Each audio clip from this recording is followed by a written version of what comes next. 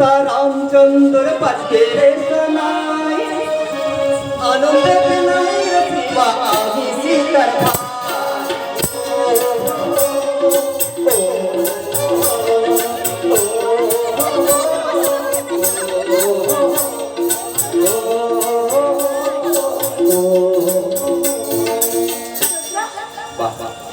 খুব সুন্দর লাগছে ভীষণ সুন্দর মানিয়েছে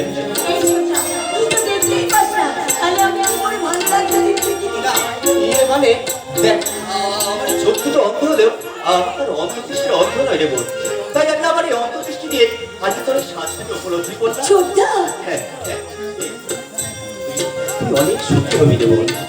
সাগর সাগর বড্ড ভালো ছিল ও তোকে অনেক সুখে রাখবে এই ছোটটা তুই আমার একটা কথা শুনবি কেন কেন শুনবো না বল বলছিলাম কি কতজনের কত কথাই না রাখলাম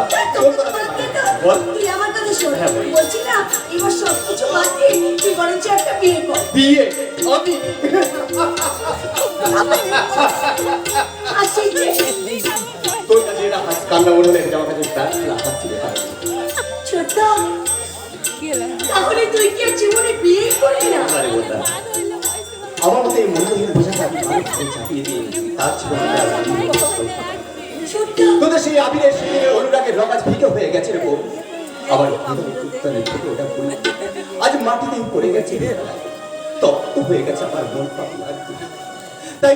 তাই তো বিয়ের আমার শব্দটা আমার কাছে আছে একটা অবাস্তব কল্পনা মাত্র দেব তাই আমি আমার এই মূল্যহীন বোঝাটাকে অন্যের কানে চাপিয়ে দিয়ে তার জীবনটাকে মূল্যহীন করতে পারবো না কিছুতেই পারবো না ছোট আরে এই যে আবির বাবু আপনি এখনো